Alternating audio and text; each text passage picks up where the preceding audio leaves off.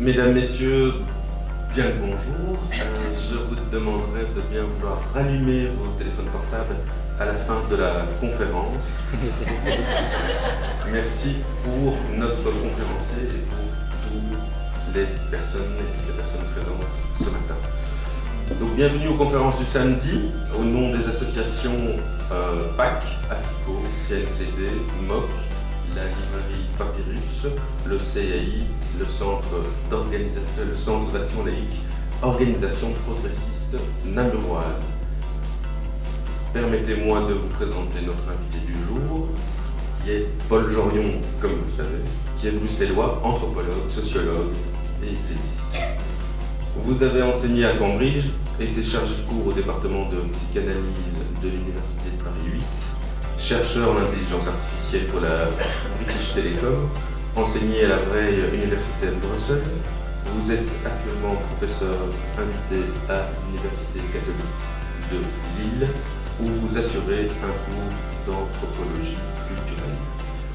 Vous êtes animateur d'un blog et êtes souvent présenté comme ayant annoncé l'imminence de la crise des subprimes. Vous êtes l'auteur de dizaines de livres et essais, dont certains se trouvent à cette table là-bas et qui sont tous en vente. Je vous invite donc à y faire un petit tour après la conférence. Vos enquêtes de terrain vous ont mené des populations de pêcheurs côtiers français puis africains au monde de la finance. Vos essais portent surtout sur l'économie capitaliste, la finance et l'avenir de l'humanité. Dans votre livre Vers un nouveau monde, vous pointez du doigt les inégalités croissantes, la dégradation de l'environnement, la privatisation du bien commun et la concentration des richesses. Dans nos sociétés dites démocratiques, nous découvrons jour après jour que toutes les décisions qui importent réellement de la conduite de nos vies sont prises ailleurs, par d'autres, et le plus souvent à notre insu.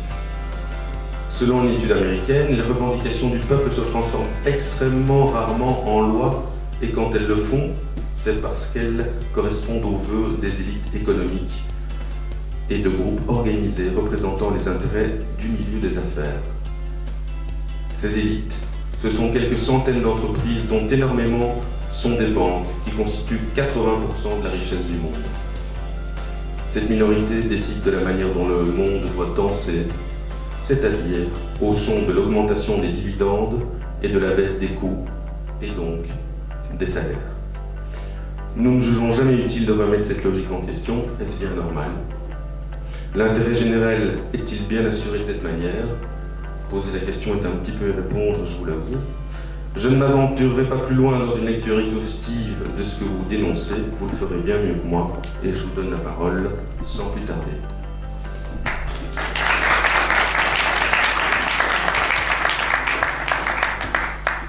Merci beaucoup. Et ça fait toujours plaisir d'entendre une présentation où il n'y a pas des erreurs majeures, et au contraire, tout ça est très très bien fait. Je vais simplement compléter par un tout petit peu de quelques petites remarques.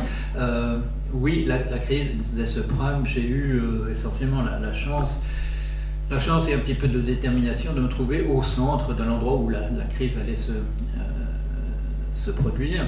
Quand je dis pratiquement au bon endroit, c'est parce que j'étais dans le secteur des primes, du prêt prime aux États-Unis au moment où les choses se dessinaient.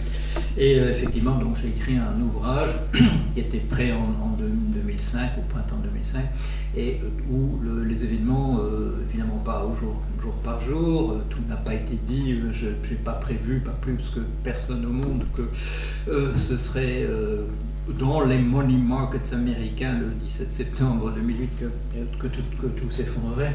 Mais oui, c'est effectivement un livre de 250 pages expliquant de l'intérieur, puisque c'est là que j'étais, pourquoi il y avait une zone de fragilité et pourquoi un secteur aussi confidentiel en réalité dans l'économie américaine et donc a priori fortiori dans l'économie mondiale, pouvait avoir un tel rôle d'effondrement parce qu'il y avait des lignes de fracture qui partaient de là et qui allaient à d'autres endroits. Vous avez mentionné l'étude de Gillen et Page, deux Américains, un professeur à MIT, l'autre à Northwestern University, qui est une des grandes universités de Chicago, où effectivement ils sont allés, ils ont fait une liste, ils sont allés voir dans ce qui se passait à la télé, dans ce qu'on disait dans les journaux, dans les magazines, dans les courriers de lecteurs, 1200 sujets qui préoccupaient les Américains et où les gens demandaient qu'il y ait des changements, et puis aller voir combien de ces sujets étaient traités.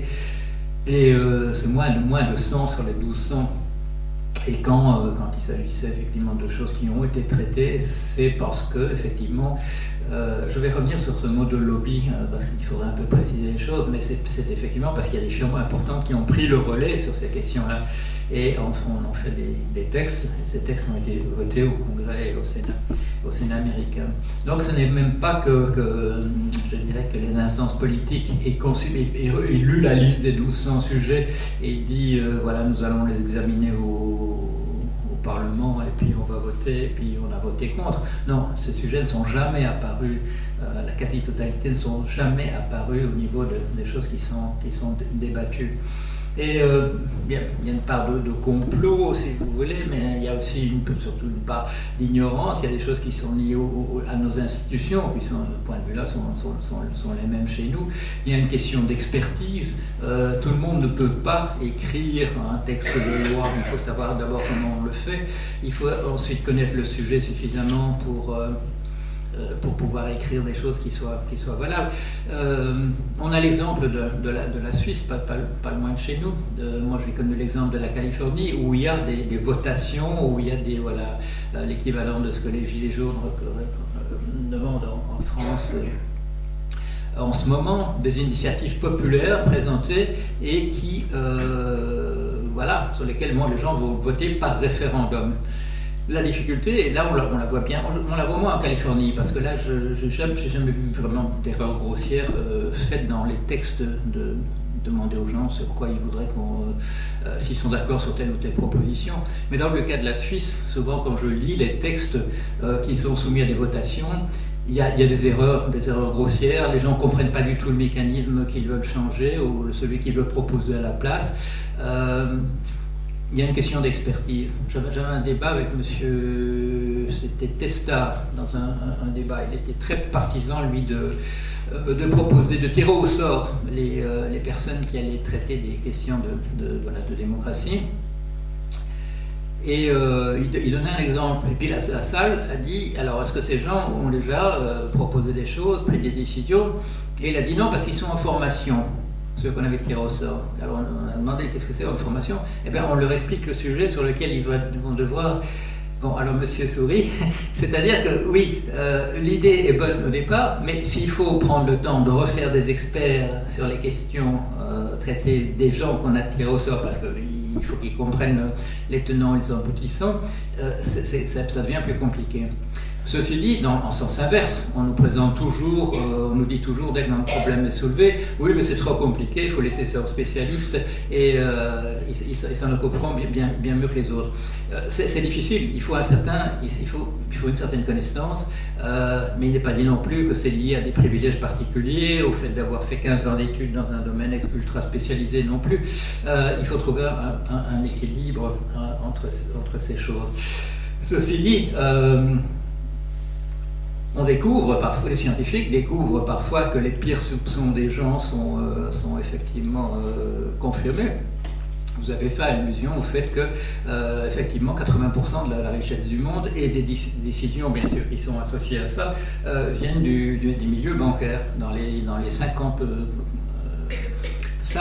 compagnies qui contrôlent le plus. C'est distinct de sommes simplement additionnées, mais si on regarde les contrôles au sens où telle personne qui dispose de tel pouvoir dans tel comité directeur d'une entreprise est aussi se trouve aussi dans tel autre, que telle compagnie a 51% des actions d'une autre, etc. Quand on regarde ça, c'est effectivement sur les 50 établissements les plus puissants à ce point de vue-là, 48 sont des banques. On nous parle beaucoup des GAFAMI, on nous dit Google, Amazon, Microsoft, Apple, Facebook, Microsoft, IBM, et peut-être on a rajouté Tencent et Alibaba pour la Chine. Voilà, c'est ça qui décide de tout. Oui, peut-être, parce qu'on nous donne des capitalisations en bourse et des chiffres, des choses, etc. là, ou bien les gens qui sont les plus actifs, justement, au niveau de l'action de leur lobby. Alors, leur lobby, qu'est-ce que c'est qu'un lobby? Eh bien, il se fait qu'au fil des siècles, des compagnies sont devenues aussi grosses et aussi puissantes que des États, en termes de moyens dont elles disposent, en termes d'influence qu'elles peuvent avoir sur la population, en termes de guerre civile qu'elles peuvent provoquer dans les populations. Et quand je dis ça, je pense par exemple au Roundup de la compagnie Monsanto, absorbée maintenant par Bayer, où je suis la chose davantage en France qu'en Belgique, mais où il y a une partie de la population qui est entièrement montée contre cette firme. Parce que le produit Roundup produit du cancer et d'autres maladies dans la population, mais il y a un groupe d'agriculteurs qui non seulement depuis qu'on dénonce ce produit continue d'utiliser, mais l'utilise de plus en plus. La consommation augmente. Alors, c'est quoi les lobbies? C'est que quand on dit des États, quand ils veulent négocier avec d'autres États, il y a un corps diplomatique. Quand les entreprises négocient avec d'autres États ou d'autres entreprises, elles ont un corps diplomatique et on appelle ça les lobbies. Alors, quand nous dénonçons, à très juste titre, le pouvoir des lobbies, c'est comme dire nous dénonçons le pouvoir des corps diplomatiques. Non, ce qu'il faut reconnaître, ce qu'il faut souligner, c'est qu'il y a certaines entreprises avec lesquelles nous sommes en guerre, ou qui sont en guerre avec nous, ou une partie de la population peut-être est en guerre avec ces compagnies, et qu'il y a peut-être dans notre population aussi des collaborateurs ou sur la 5e colonne de ces entreprises, etc. C'est ça, à mon sens, c'est ça qu'il faut dire. Je le dis plus spécialement, parce que je serai tout à l'heure à Lille, à côté de Claire Nouvian, de Place Publique, et qu'elle a un peu la tendance à dire nous sommes en guerre contre les lobbies. Ça me paraît trop simplifié, c'est peut-être pas, il faut peut-être clarifier plus les choses, savoir avec qui nous sommes véritablement en guerre. Et quand je donne ces chiffres de 48 banques parmi les 50 entreprises les plus puissantes du monde, on pourrait dire oui, c'est une rumeur, c'est du complotisme, etc.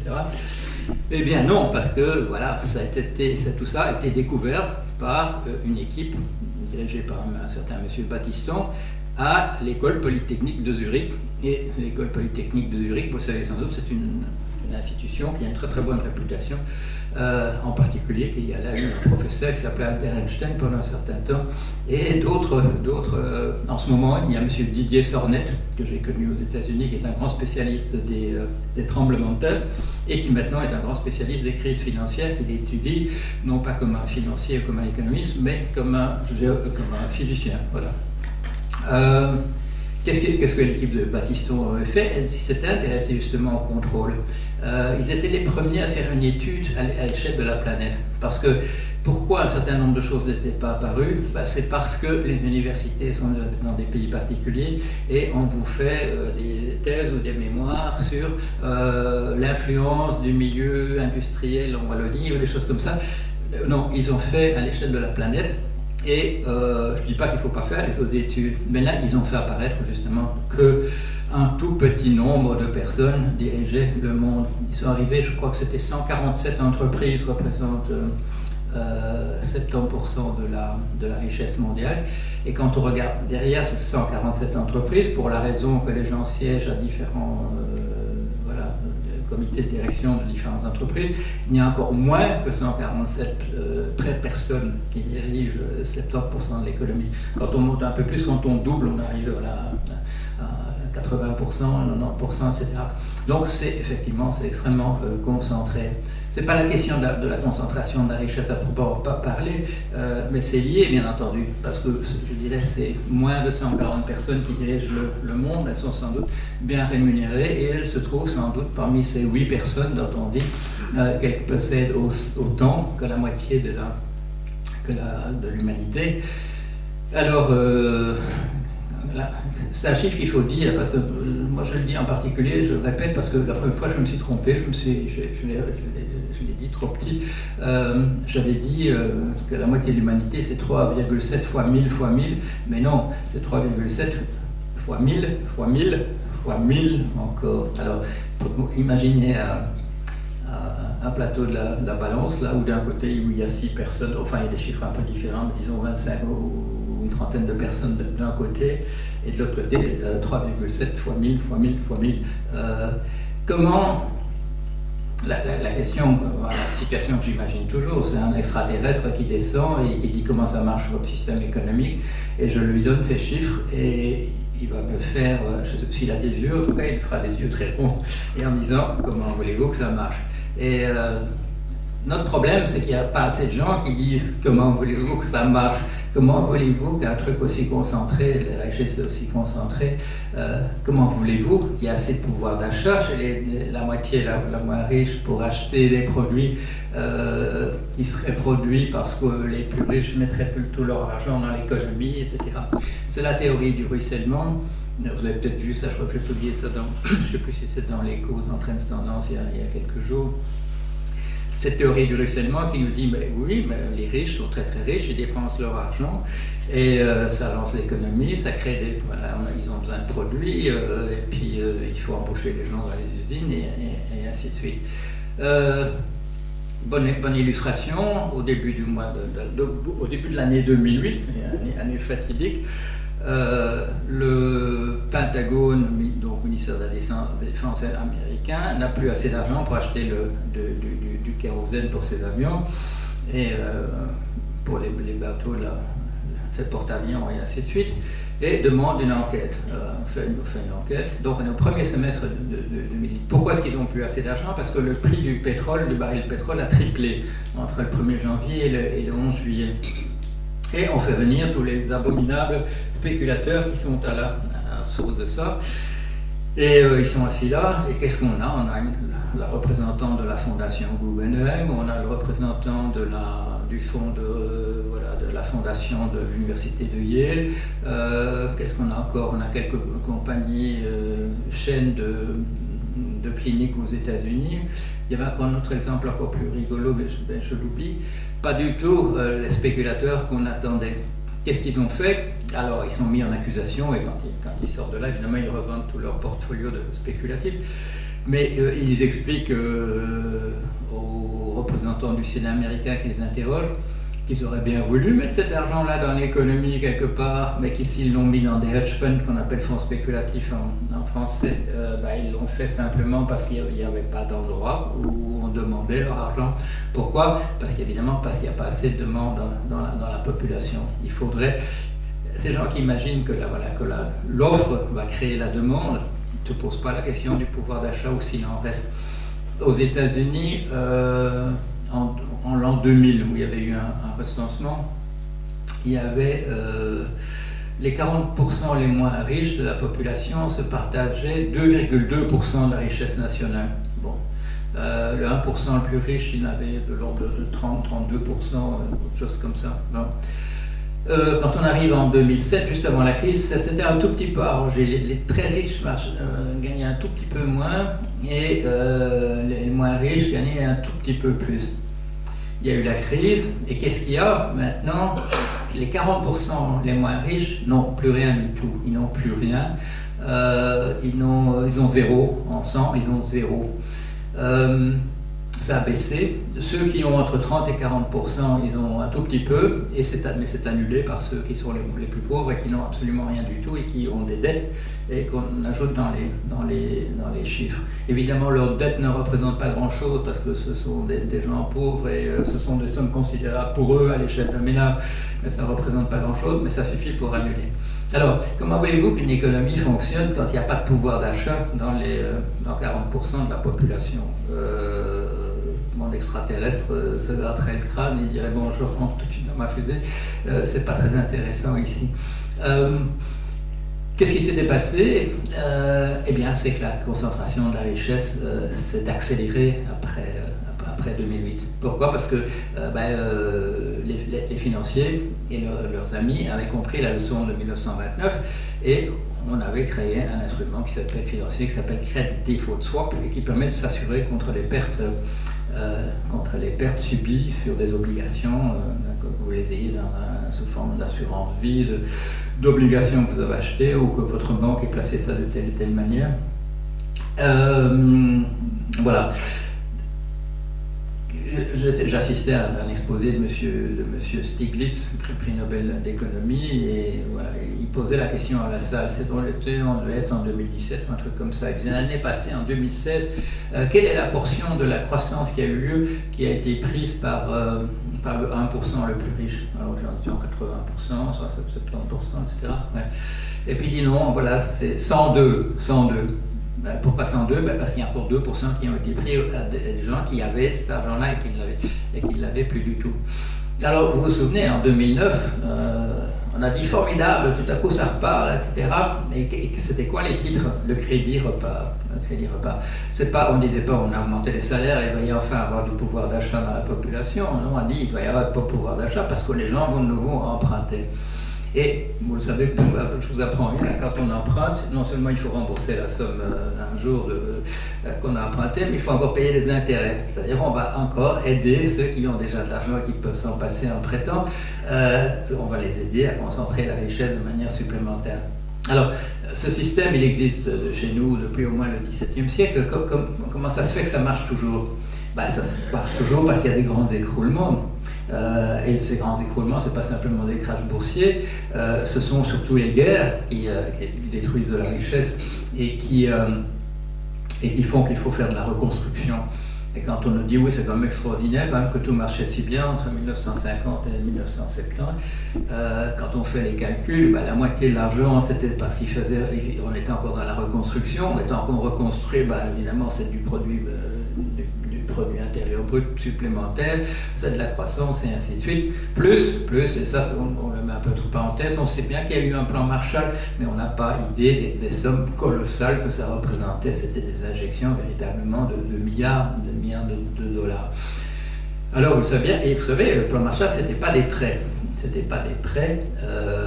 c'était de l'argent qui était donné. Bon, c'était pas désintéressé parce que vous le saviez, il y avait deux blocs, il y avait un bloc soviétique et il y avait un bloc du monde libre entre guillemets, et il fallait bien maintenir, il fallait empêcher qu'il y ait des révolutions dans les pays, les États-Unis ou que ce soit dans leur sphère, mais le fait est que c'était des sommes absolument considérables. Pourquoi est-ce qu'ils pouvaient se permettre de faire ça? Parce qu'au sortir de la guerre, les États-Unis représentaient 70% de la richesse mondiale. C'était le seul grand pays qui n'avait pas eu des batailles majeures, des destructions majeures sur la surface de son pays. Et il y avait bien des pays qui étaient en dehors de ça, comme l'Australie, mais qui ne représentaient pas grand-chose. Et non seulement il n'y avait pas eu de bataille sur le territoire des États-Unis, sauf si on met entre parenthèses évidemment l'attaque de Pearl Harbor à Hawaï. Mais en plus de ça, les États-Unis, l'industrie, vous le savez, pendant toute cette période, a fonctionné à plein temps. Il y a des tas de gens sont devenus de la main-d'œuvre salariée pour la première fois, des femmes essentiellement à ce moment-là, qui sont entrées dans les usines, qui ont commencé à travailler, parce que l'Angleterre, qui ne pouvait plus construire son armée de guerre sur son propre territoire, parce que toutes ces usines avaient été détruites par des bombardements, achetait en partie à crédit, mais quand même aussi parfois du vrai argent, alimentait la création de richesses aux États-Unis. Il y avait les États-Unis, mais bien sûr, créaient aussi leur propre armée. Pendant ce temps-là, il n'y avait pas que l'armée britannique. Mais voilà, on en était. Et donc voilà, un petit portrait de la situation pour compléter l'information qui a été dite tout à l'heure. Mais il y a déjà pas mal, je dirais, d'éléments qui sont là sur la table. En 2011,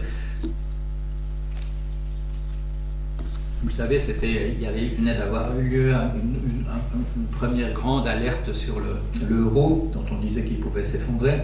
Il y a eu une seconde alerte de 2 ans plus tard, en 2012.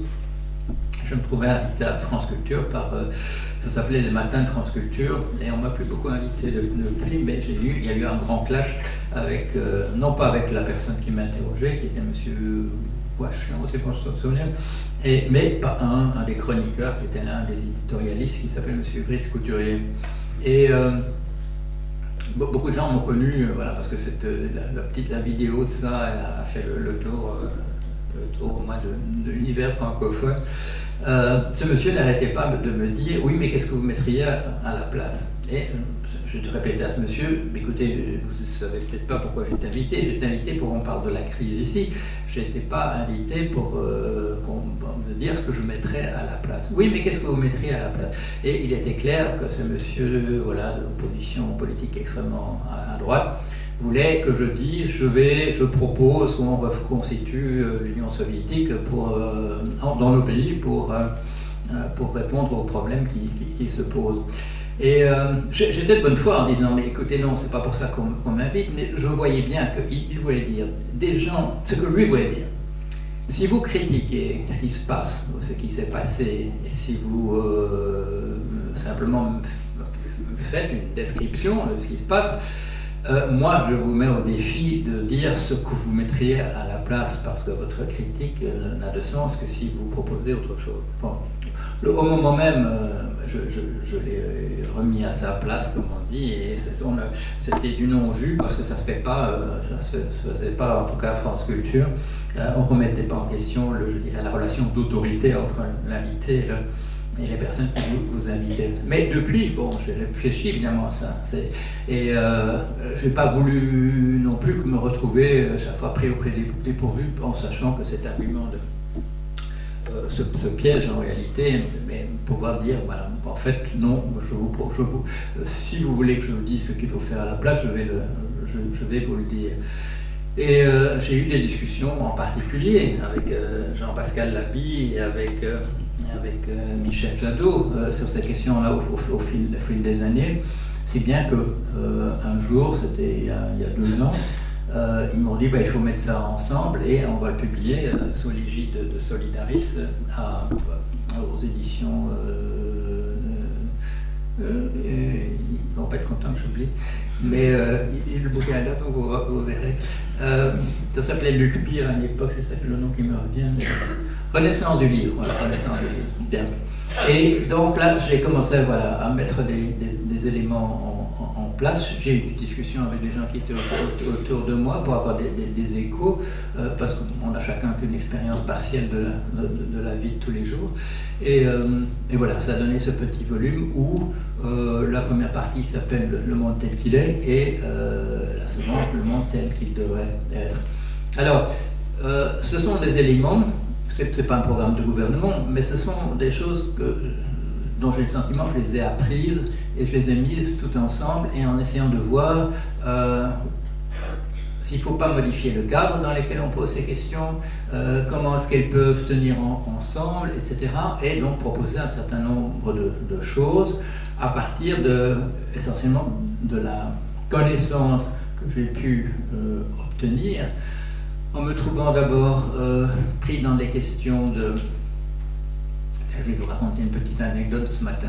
Je me suis retrouvé sur ces questions de prix pour la raison suivante, c'est que j'avais donc fait un travail de terrain, ça a été mentionné, un travail de terrain, comme on dit en anthropologie, c'est-à-dire qu'on va s'asseoir quelque part, en principe pas s'asseoir uniquement, être debout et travailler aussi, à un endroit, regarder comment les gens vivent et en faire un rapport au reste du monde, comme cet anthropologue extraterrestre dont je vous parlais tout à l'heure.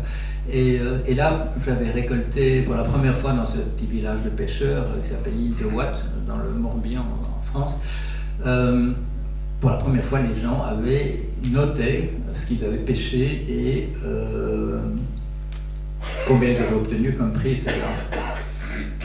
Et je me suis dit, dans ma thèse, que j'allais faire pour l'ULB après, à partir de ça, je vais faire un chapitre sur voilà, comment les prix dans l'île de Watt sont déterminés par l'offre et la demande. Parce que c'est comme ça qu'on réfléchit. Et, enfin, c'est comme on se dit, ça va de soi. On ne sait pas, on ne sait même pas le nom de M. Cournot qui a inventé ça au XIXe siècle et qui n'a donné aucune preuve de ça. Il a dit c'est sûrement comme ça. Il a expliqué pourquoi, à son avis, dans certains cas, ça ne marchait pas du tout. Mais Et au fil des années, c'est très intéressant parce qu'il y a très peu de gens qui ont essayé de prouver que ça marchait, l'offre et la demande. Et la petite anecdote que je veux vous dire de ce matin, c'est la chose suivante. Et ça reste entre nous. Je ne vais pas donner de nom, mais enfin, ça reste entre nous. J'ai fait un exposé là-dessus, sur la formation du prix à l'Université catholique de Lille, il y a 3 semaines. Et il y avait une personne qui était là, qui était un économiste. Et il a dit au doyen de la faculté, il lui a dit, je vais faire un rapport pour Florian et je vais lui prouver pourquoi il se trompe. Bon. Alors, ce que je reçois hier comme message, c'est du doyen en disant, est-ce que tu as vu ce rapport? Je dis non. Il dit, pourtant il te l'a envoyé. Je me suis dit non, je ne l'ai pas su. Je vais te l'envoyer. Et il me l'envoie, et puis il me dit après, zut, il ne voulait pas que tu le vois. Bon. Alors, ouais. Alors, donc je l'ouvre, moi, ce rapport. Je l'ouvre, ce rapport, et je comprends pourquoi il ne veut pas. Il ne voulait pas que je le voie. C'est parce que si on lit ça, et il a dû faire lui-même, il a dû s'apercevoir que son raisonnement était faux et qu'il ne voulait pas me montrer et qu'il allait se dire qu'il me donnait encore sûrement des arguments supplémentaires. Et voilà. Enfin, je l'ai vu. Et tout ça est lié. Pourquoi je vous en parle? Parce que quand vous regardez comment se forment les prix, et j'ai d'abord vu ça, effectivement, qu'on peut constater ça en Bretagne, parmi les pêcheurs artisanaux, et on pourrait dire oui, c'est un secteur qui est un secteur résiduaire, c'est pas très représentatif de l'économie. Puis je suis tombé, quand j'ai travaillé pour les Nations Unies en Afrique occidentale, du Libéria au Congo, Congo ex-français, j'ai retrouvé exactement la même chose. Après, quand je suis passé dans la finance, j'ai revu exactement la même chose. Ce qui détermine la formation d'un prix, et d'ailleurs aussi d'un taux d'intérêt, c'est le rapport de force entre l'acheteur et le vendeur, ou bien le rapport de force entre le prêteur et l'emprunteur. Alors, est-ce que ça n'a aucun rapport avec l'offre et la demande? Non, parce que l'offre et la demande peuvent jouer un rôle dans la formation du rapport de force. Il se fait que dans le cas de mes pêcheurs, ça ne jouait pas un rôle. Il y avait des jours où il y avait plein et le prix était formidable, et d'autres jours où il n'y avait absolument rien comme pêche et le prix était minable. Ça ne marchait pas du tout. Est-ce qu'un économiste quelconque avait compris comment ça marchait? Et là, ma surprise, c'était de découvrir que oui, il y avait, et ce n'était pas un économiste, mais il y avait quelqu'un qui, il y a très longtemps, avait expliqué exactement comment ça marche. Ce que moi, je n'ai pu constater, c'était déjà écrit. C'est écrit dans l'éthique à Nicomaque d'Aristote. Il y a un modèle de la formation des prix qui n'a absolument pas été compris jusqu'à très récemment. Pourquoi? Parce qu'il renvoie Aristote, et on sait que ce n'était pas un livre qu'il a écrit, on sait que ce sont des notes d'étudiants. Il y a un schéma. Il dit il faut bien regarder la diagonale par rapport aux côtés, etc. Et il y a quelqu'un, je crois que c'est au XIIe ou au XIIIe siècle, qui a remis le schéma qui manquait. Et puis ça s'est perdu, on s'est dit que le schéma n'était pas très important. Il y a même des versions actuellement, des traductions, où il n'y a même plus question, le mot diagonale a disparu, le côté aussi. Il n'y a même plus aucune référence au fait qu'il y avait un schéma qui était là. Dès qu'on remet le schéma, parce qu'il explique en fait que la formation des prix, c'est une variante par rapport au fonctionnement de la justice, comment est-ce qu'il l'appelle, distributive, celle où le statut des personnes importe, comme quand il dit si un homme du commun soufflette un magistrat, il sera puni davantage que si c'est un magistrat qui soufflette un homme du commun. Et il montre, qu'est-ce qu'il montre là? Le rapport de force à l'intérieur de la société, et quand il nous dit les prix, ça se forme de la même manière, il le montre aussi. Chez nous, c'est comme ça. Quand on dit ça, on détruit entièrement de fond en comble la science économique, parce qu'elle repose, au contraire, vous le savez, sur l'idée que le prix a une objectivité et que la rencontre de l'offre et de la demande et de l'ensemble des acteurs fait que le prix va directement à son objectivité, etc. Et ça donc, qu'est-ce que ça fait de dire ça? Ça veut dire que si les prix ont une objectivité, les profits faits par les entreprises ont une objectivité aussi. Et donc, quand on regarde le produit intérieur brut, qui est une somme de valeur ajoutée, c'est-à-dire une somme de profit, ça a aussi une légitimité, etc. Mais il faut bien savoir que l'envers de ça, c'est la règle comptable qui vous dit que les salaires sont un coût pour l'entreprise. Pourquoi est-ce que les salaires sont un coût par l'entreprise? Qu'est-ce qui a dit ça? Quand on regarde au XVIIIe siècle chez M. François Quesnay, dans son tableau économique de la France, les premiers grands économistes, il n'était pas économiste du tout, il était le médecin du dauphin, si je m'en souviens, et de Madame de Pompadour. Mais enfin bon, il s'amusait à faire de l'économie, et qu'est-ce qu'on voit chez François Quesnay dans son tableau, qui est le premier, où on voit des flèches avec des flèches, vraiment avec des diagrammes. Il y a des flux d'argent qui vont dans un sens, il y a de la puissance qui va dans la direction opposée, ou dans le même sens. Et qu'est-ce qu'il dit? Eh bien, il dit dans une entreprise, il y a un certain nombre de gens qui font des avances. Il y a celui qui fait des avances du capital, comme on dit maintenant, de ce qui va financer l'entreprise. Il y a les avances de celui qui assure la direction et la supervision des affaires, le directeur ou la direction. Et il y a des avances faites en travail par ceux qui apportent du travail et qui font fonctionner l'entreprise. À cette époque-là, le travail n'est pas un coût, non, c'est une contribution, une des trois nécessaires à ce que l'entreprise marche. Qui est-ce qui a dit que la division, le partage du bénéfice en dividendes, c'était un partage de bénéfices et que les salaires sont un coût? Et bon, tout le monde sait, parce que ça on l'a appris en première année à l'école primaire, que les coûts il faut les faire baisser et les bénéfices il faut les faire augmenter. Qui est-ce qui a dit ça? C'est nulle part, c'est pas dans notre constitution. Moi, je propose qu'on le mette dans la Constitution, puisque ça dirige toute notre vie tous les jours. On va mettre ça dans la Constitution. Mais les milieux financiers ne seraient pas contents, parce qu'ils préfèrent que ce soit caché comme étant une règle comptable, et sachant bien que nous n'avons, nous citoyens, aucun pouvoir sur la définition des règles comptables. Qu'est-ce qui définit les règles comptables? C'est l'International Accounting Standards Board, IASB, une entreprise de droit privé, c'est privé, à laquelle nous, tous les États, nous déléguons le droit de définir les règles comptables. Alors cet organisme se situe à Londres. Qui est-ce qui en fait partie? Les grandes firmes d'audit, KPMG, Deloitte & Touche, Ernst & Young, PricewaterhouseCoopers, voilà, et avec une influence proportionnelle à leurs cotisations, les plus grandes entreprises du monde, où on sait qu'évidemment les cotisations les plus importantes pourront être données par celles qui sont les plus grandes. On retombe sur monsieur Battiston. Pourquoi est-ce que nous avons délégué à des gens que nous ne connaissons pas un pouvoir aussi absolu sur définir des choses aussi importantes? Parce que la science économique nous a dit que les règles comptables, c'est des problèmes purement techniques, il faut laisser ça aux spécialistes. On revient au problème précédent. Et donc, le fait qu'un salaire, c'est un coût pour l'entreprise, et un dividende, c'est une part de bénéfice, nous n'avons aucun droit de dire, oui, mais une seconde, et qu'est-ce qui a dit ça? Parce que ça change tout. Ça change tout. Si on écrivait les avances faites à la société en termes de direction, en termes d'apport de capital et en termes d'apport de travail sont d'importance équivalente, le monde serait différent et on n'aurait pas besoin de changer la Constitution, il suffirait de changer ça. C'est pour ça que moi je propose depuis pas mal d'années, c'était ma première chronique dans le journal Le Monde en 2008, une constitution pour l'économie du genre Déclaration universelle des droits de l'homme, où on mettrait clairement des choses comme ça. Je suis sûr que si on oblige à l'écrire noir sur blanc, que c'est une convention de dire que le salaire est un coût, les gens ne seraient pas contents de le voir écrire comme ça, et écrit comme ça, ils demanderaient peut-être à ce qu'on appelle ça des avances comme le reste, et que tout ça soit rétribué au même titre. Les propositions que j'ai faites, comme je viens de dire, elles sont fort informées par l'expérience que j'ai eue, en particulier dans la finance.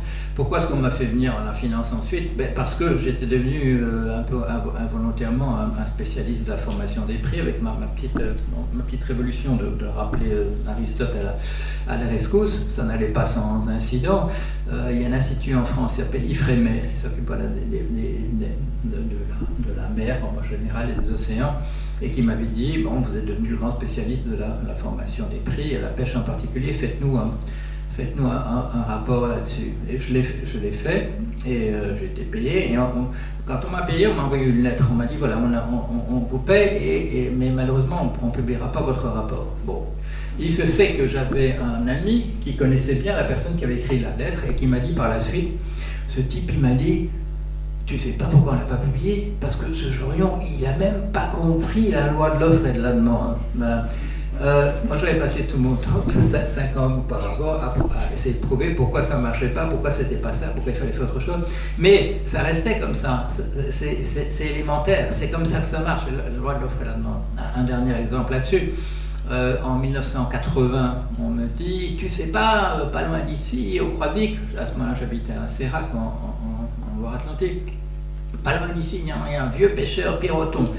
C'était son surnom, c'est pas son vrai nom. Piroton, eh ben, il a encore fait la pêche à la sardine à la voile. Bon, il faut absolument que tu ailles le voir. Oui, alors je vais voir Piroton, il avait effectivement 80-85 ans.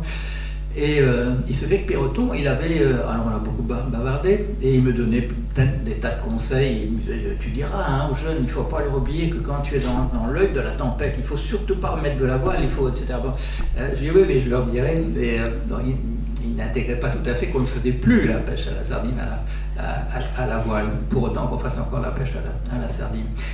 Mais un jour dans la conversation, il dit, tu sais, j'ai encore des carnets de pêche de l'époque, là, 1914, 1914. Oh, je dis, c'est formidable, est-ce que je peux voir ça? Bon. Et alors, il me montre ces carnets de pêche, et en particulier, il était mis pour certains jours, à peu près 2 fois sur 3, il était mis taxation, au lieu de longues explications, c'est ce qui s'était passé. Alors, je vais revoir, je dis, c'est quoi sa taxation? Il dit, c'était l'exception. Bon. Oui, mais je dis non, l'exception, c'est pas 2 fois sur 3, c'est quoi exactement? Ah oui, non, c'est quand la formation des prix se faisait de manière bizarre.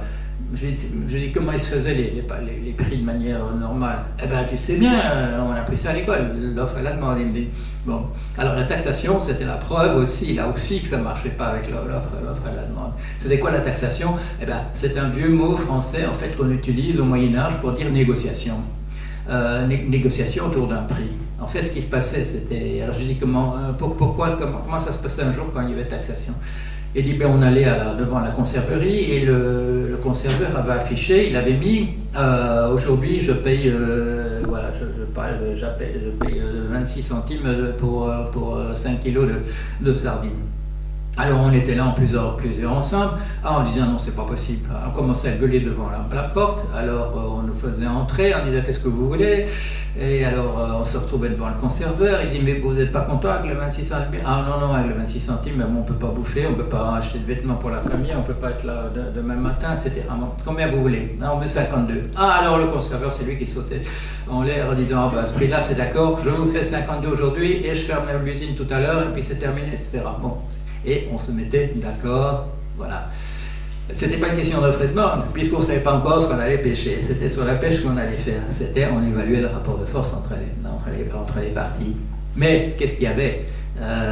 Pourquoi est-ce qu'il ne fermait pas l'usine, l'autre? Et pourquoi les autres ne restaient pas assis à ne pas aller en mer? Parce qu'on se mettait d'accord dans la limite de choses qui étaient possibles pour l'un et pour l'autre. Et ça, c'est une chose sur laquelle on a... Et ça apparaît dans ce rapport que ce monsieur...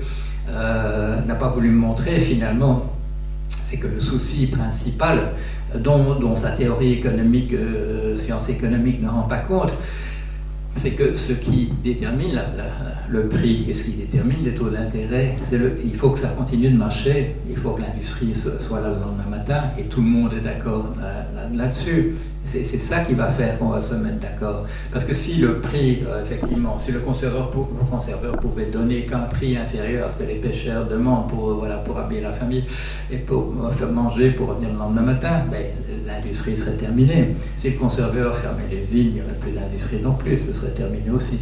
Et c'est comme ça que ça marche.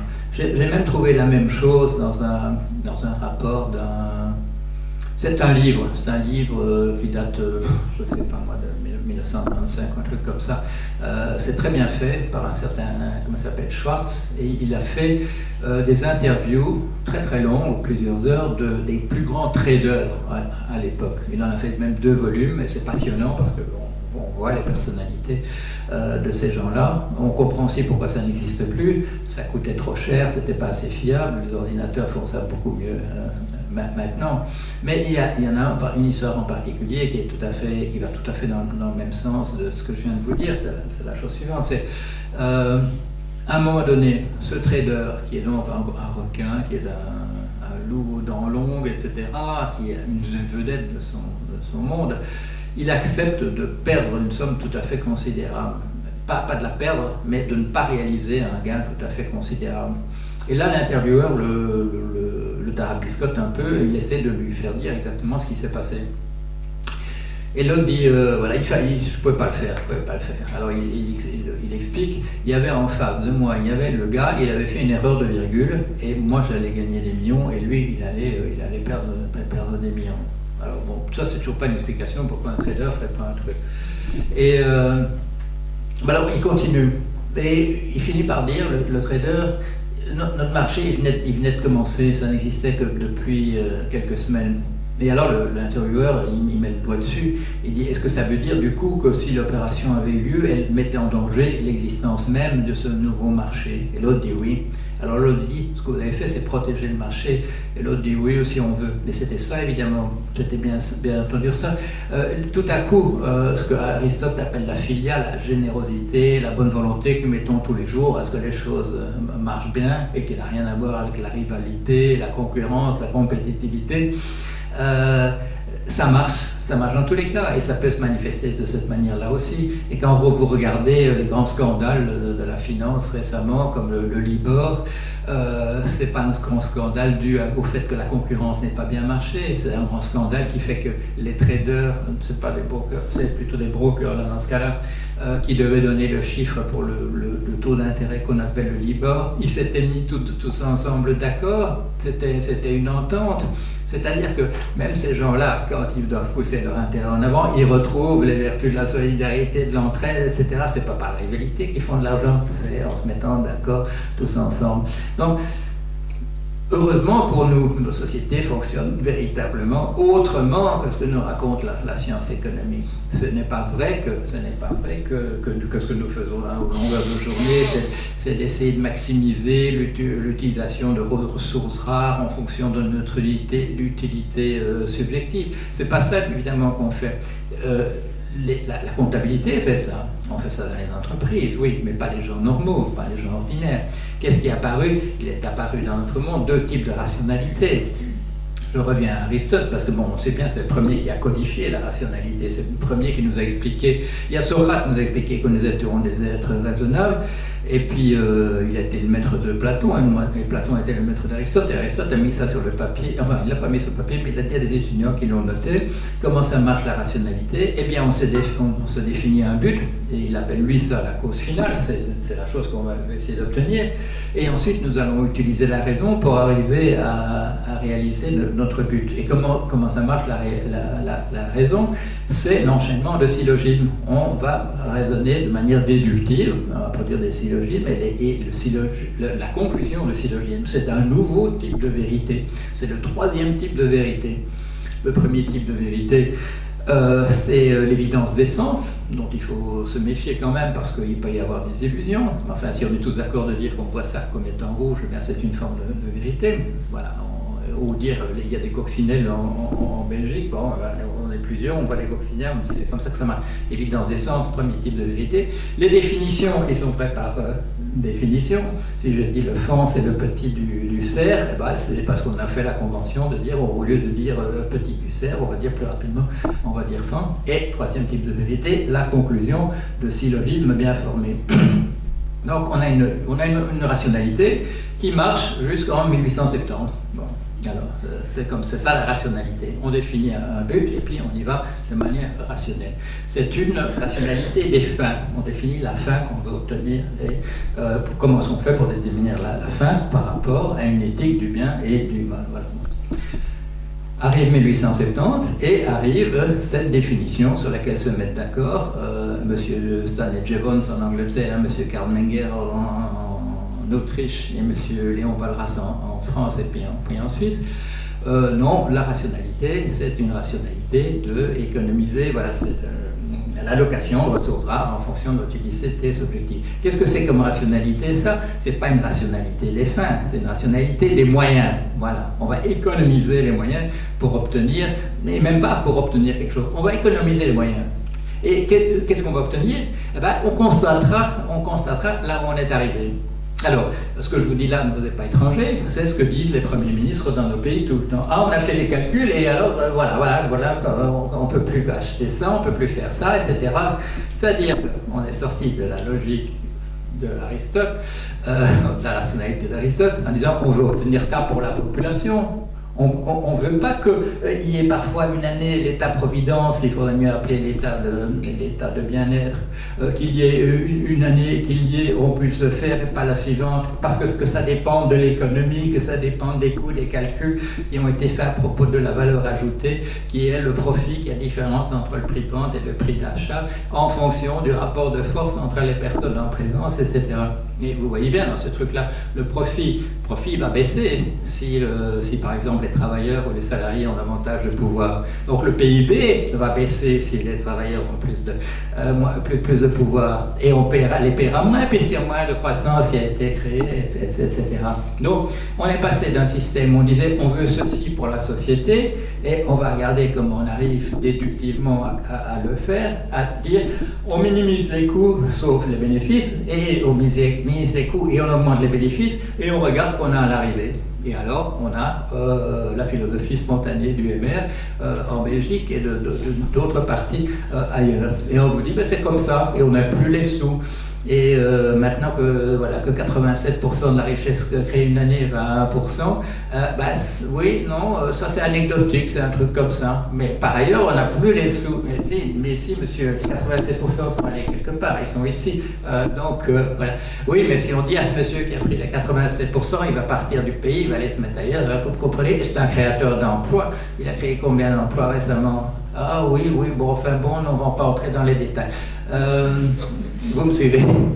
Bien, alors, voilà, donc dans ce petit livre, je ne sais pas combien de temps je vais juste faire la liste des choses que j'ai dites, parce que comme c'est mon programme pour me présenter aux élections européennes, je vais quand même le mentionner rapidement, puisque je vous demanderai tout à l'heure si vous voulez bien aller sur mon site pour encourager à ce qu'on me nomme au Parlement européen. C'est pas loin, hein, c'est Bruxelles, c'est quoi, c'est 65 km? Voilà, État-providence écrit dans la Constitution comme un truc irréversible, comme la fin qu'on doit obtenir et pas comme le résultat éventuel des calculs de minimisation de coûts et d'augmentation du bénéfice. On écrit ça, c'est ça qu'on veut, et on revient à l'ancienne rationalité d'Aristote.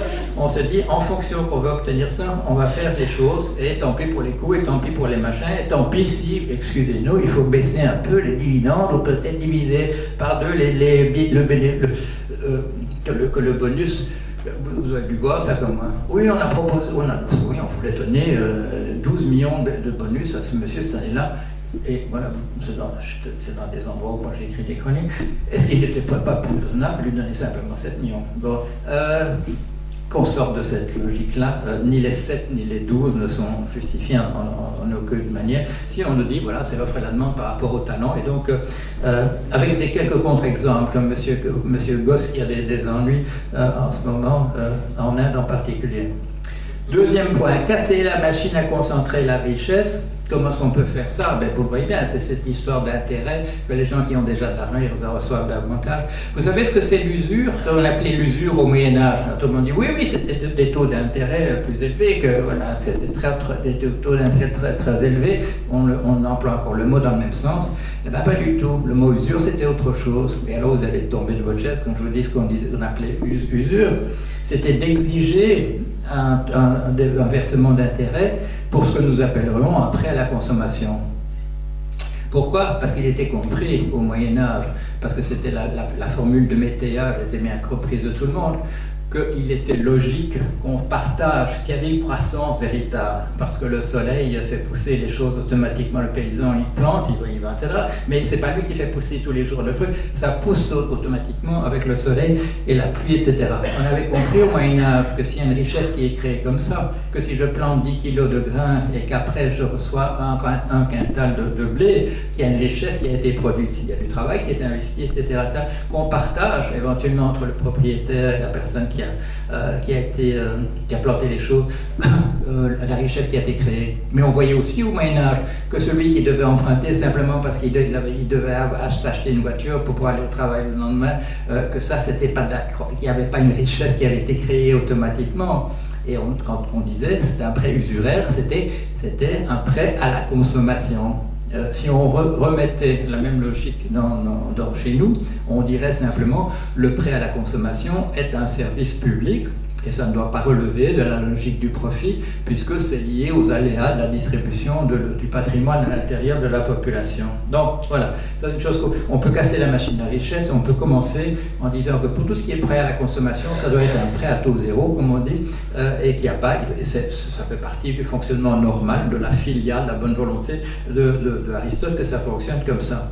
Alors, vous savez aussi, vous avez peut-être vu ça, on m'invite souvent à discuter de la question du revenu universel de base.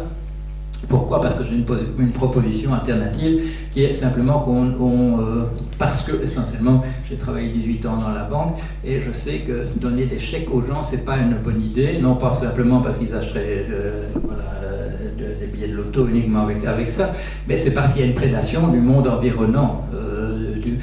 Et ça peut être qu'effectivement dans les banques, on se réunisse en disant un petit comité avec beaucoup de juristes, comment on va faire pour prendre une partie de cette somme, mais ça peut être simplement des mécanismes qu'on a déjà connus, qu'à l'époque où il y avait tout à coup l'index sautait, les gens recevaient un peu plus dans leur salaire, que le prix des loyers augmentait exactement du même niveau. Moi j'ai vu ça aux États-Unis en 2009, on veut relancer l'immobilier, on va donner aux jeunes ménages qui n'ont jamais acheté de maison, on leur donne $4 000, et le lendemain matin, le prix de toutes les maisons avait augmenté de $4 000, l'économie autour avait trouvé le moyen de confisquer ça. Donc, moi je préfère des choses qui passent sans des chèques, étendre à la gratuité, revenir à la gratuité totale en matière de santé, revenir à la gratuité totale en matière d'éducation et étendre ça au transport en commun de proximité, au logement sous une forme élémentaire.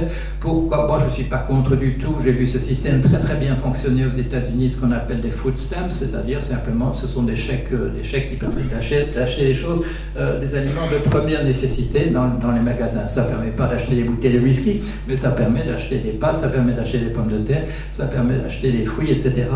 C'est à mon avis un bon système et il est protégé contre la prédation. Sauf évidemment s'il y avait un trafic qui s'est instauré, je ne sais pas, à la frontière de la Belgique et du Luxembourg, c'est des choses comme ça. Enfin bon, on pourrait rétablir, je dirais, même dans le cadre de Schengen, le moyen de superviser ce genre de choses. Donc, extension de la gratuité, c'est protégé contre la prédation du monde extérieur. Pas besoin de regarder si les loyers sont multipliés par 2 le jour où les gens ont un pouvoir d'achat qui en principe augmente.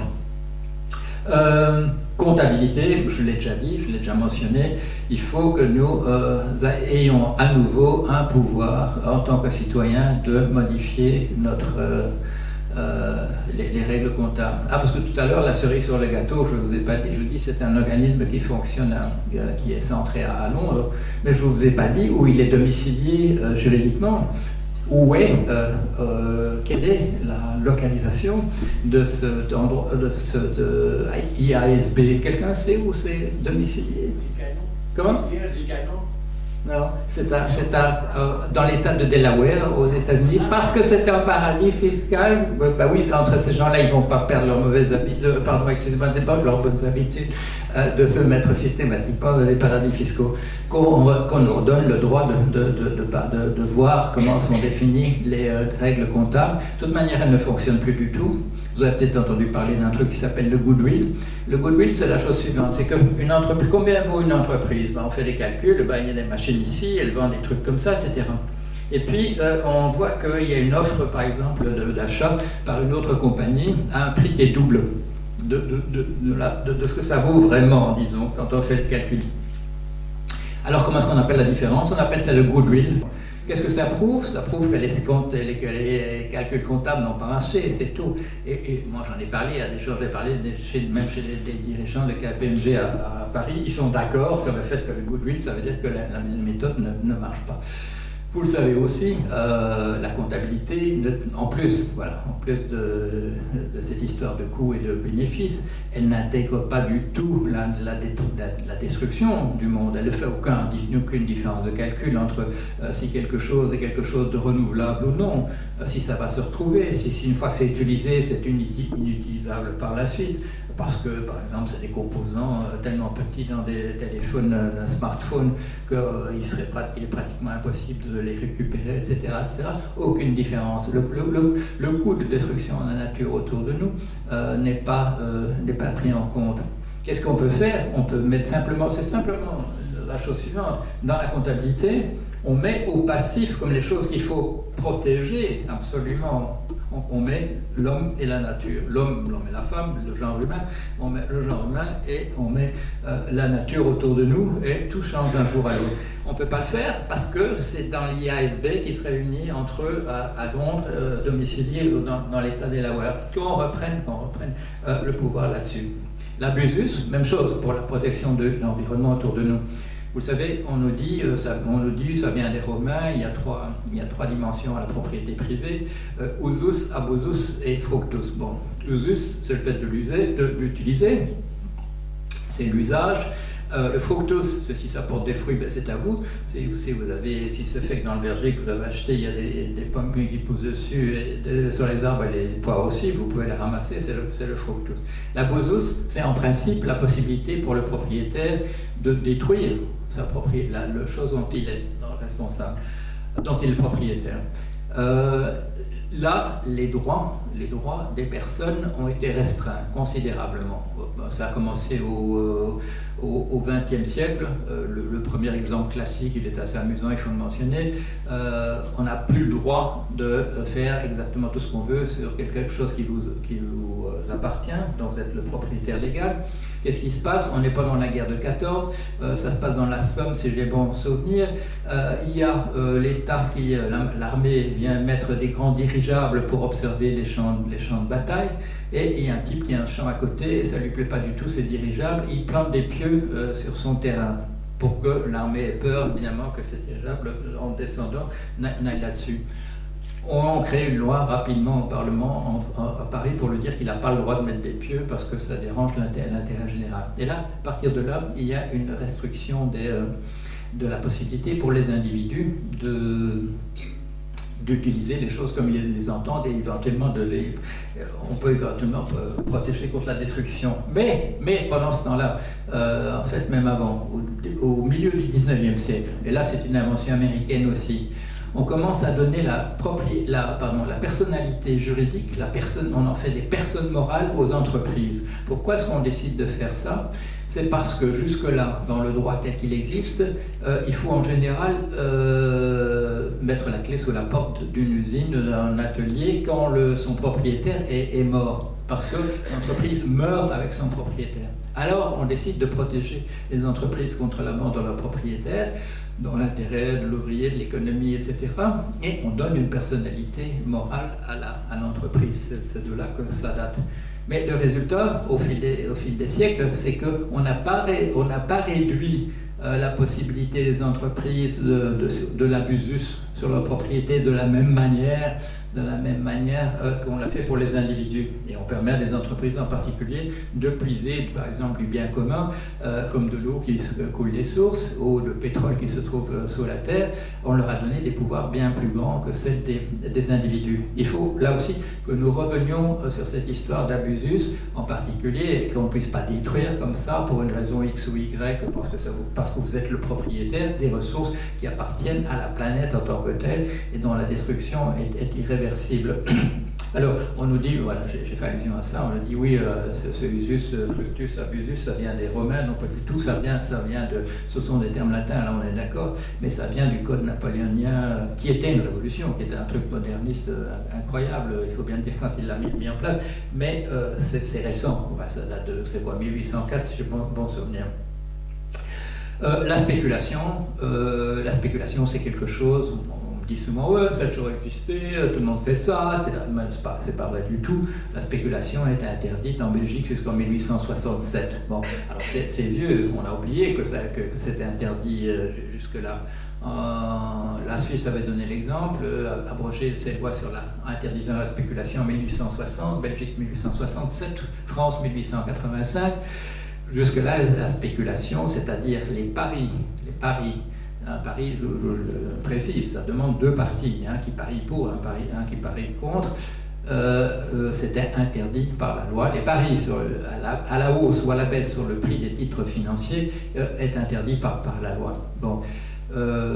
Donc ça a été interdit au milieu du 19e siècle, fin du 19e siècle, donc ça n'a pas grand-chose à voir avec la bonne santé ou non du capitalisme. Vous savez, l'âge d'or peut-être du capitalisme, c'était peut-être justement cette période 1850. Non, c'est pareil, c'est autre chose. Et je vous ai évoqué tout à l'heure les CDS, les Credit Default Swap, qui ont permis aux gens qui auraient pu subir des pertes en 2008 dans l'effondrement des marchés, qui sont des dividendes qui ne leur seront pas payés, tout ça. Il faut ajouter que cet instrument financier permet non seulement à des personnes de s'assurer contre un risque auquel elle est exposée, mais permet aussi à des spéculateurs de prétendre être exposés à ce risque et de s'assurer contre un risque auquel il n'est pas exposé. C'est ce qu'on a appelé de manière courante l'assurance sur la bagnole du voisin, qui est bien sûr une incitation à ce que vous alliez faire une bouche vous-même dans la voiture du voisin. Et la chose qu'il faut savoir en rapport avec ça, quand le système s'écroule à la mi-septembre 2008, dans les sommes que nous tous, en tant que contribuables, remboursons à la compagnie, prêtons à la compagnie AIG, qui à ce moment-là, il y a un trou de 180 milliards de dollars sur tous les paris qui n'ont pas, qu'elle avait garantis, il faut savoir que la moitié de cette somme, c'est pas des choses d'ordre économique, comme quelqu'un qui aurait perdu de l'argent sur une obligation parce qu'on ne lui paiera pas les intérêts. Non, la moitié de cette somme, ce sont des paris spéculatifs des banques. Nous avons, quand on dit on s'est terriblement endetté, etc., mais qu'est-ce que vous pensez, on ne pouvait pas faire autrement? Si, pour la moitié de la somme, on n'aurait pas dû la payer. Et d'ailleurs, moi je faisais des comptes rendus au jour le jour sur mon blog sur ça. Il y avait des chroniqueurs du Wall Street Journal, du Financial Times qui faisaient ça aussi. On s'attendait pas à ce que nos États payent les paris spéculatifs. Et donc, c'était des milliards de dollars, des milliards d'euros. Mais ça a été là aussi, en douce, en stummelings, on a payé sur ces sommes considérables qui nous ont endettés jusqu'à encore maintenant, on a payé simplement des paris spéculatifs entre les banques, c'est-à-dire une des choses qui ne contribue en aucune manière à l'économie de manière positive. Tout ce que ça crée, c'est on connaît l'expression maintenant, c'est du risque systémique, c'est le risque que ça s'écroule. Puisque évidemment, il n'y a pas de limite aux paris qui peuvent être faits. Si vous avez suivi un peu l'affaire Kerviel en France, on a fini par lui donner son bonus de l'année, je ne sais plus quoi, de 600 000 euros. Alors, un bonus de 600 000 euros, vous dites c'est extraordinaire. Non, c'était du 0,001% sur les sommes qu'il manipulait. C'était rien par rapport. Et qu'est-ce que c'était, ceux qui manipulaient? C'était des paris faits par la Banque de la Société Générale en France. Interdiction de la spéculation, qu'on revienne à cette loi de 1867, il n'y a pas de raison qu'on la remette, qu'on la revote. On me dit c'est très compliqué. Mais non, ça fait deux phrases. Il y a le pendant dans le droit civil et le pendant dans le droit pénal. L'ensemble, à mon avis, ça fait 25 lignes en trop. On dit que ce serait trop compliqué, absolument pas. En plus, aux États-Unis, cette interdiction, elle est là de manière latente. C'est pas sous forme d'interdiction, mais c'est sous forme de pénalité et de taxes à payer en plus, sur ce qui est considéré comme dangereux pour l'économie. Donc les textes existent, c'est juste une question de se réunir 10 minutes et de remettre ça en place. Qu'est-ce que ça ferait? Ça ferait revenir dans l'économie quelque chose de l'ordre de 40%, parce que 40% de ce que les banques prêtent en ce moment, c'est des trucs purement spéculatifs. Alors, évidemment, on me dira, oui, mais si on remet ça dans l'économie du jour au lendemain, tout... Eh bien, évidemment, oui, donc il faut faire ça progressivement. Il faut utiliser une somme tout de suite pour augmenter les salaires, pour recréer un pouvoir d'achat dans la population, pour relancer l'économie. Il faut, pendant ce temps-là, baisser les dividendes et les bonus dans les entreprises, etc. Ah, non, du coup, c'est impossible, vous avez bien compris. Bon. Constitution économique, je l'ai dit, et je termine là-dessus. L'euro, c'est un truc pas terminé, c'est un truc qui est extrêmement dangereux comme il est. Vous savez, il n'y a pas de budget commun, il n'y a pas de ministre commun. Alors, il y a deux possibilités. On fait comme mon ami Coleman en disant c'était une erreur depuis le départ et ça va nous tuer tous, donc il faut l'enlever le plus vite possible. Je ne suis pas en faveur de ça. Moi, je suis en faveur plutôt. C'est une ébauche de ce qu'on avait fait pour le dollar, sauf qu'il n'y a pas de système fédéral derrière. À mon sens, il faut le compléter. Il faut émettre une dette au niveau européen, mais il faut mettre en place, il faut qu'il y ait un ministre des Finances européen et ainsi de suite. Et quand on aura fait ça, ce ne sera pas n'importe quoi, ce sera une étape dans la reconstitution de ce qu'on appelait jusqu'en 1971 un ordre monétaire mondial comme il avait été créé en 1944 à Bretton Woods. C'est très bien d'avoir un ordre monétaire international. Tous ces produits dérivés, etc., tout ça a été créé à partir de 1971 pour essayer de pallier les difficultés qui étaient liées au fait qu'il n'y avait plus d'ordre monétaire mondial. Alors prenons l'euro, complétons-le. Et encourageons les Britanniques de ne pas sortir de l'Union européenne parce qu'ils non seulement ils donnent beaucoup d'ennuis à eux-mêmes, mais ils rendent la vie encore plus difficile chez nous. Et faisons de ça l'embryon d'un système monétaire international. Voilà, allez, en quelques mots, c'est pas vraiment en quelques mots parce que je ne sais pas depuis un moment, mais un portrait. Malheureusement, mais vous m'avez encouragé au départ. Ah oui, vous êtes là. Au départ, à ajouter encore des choses.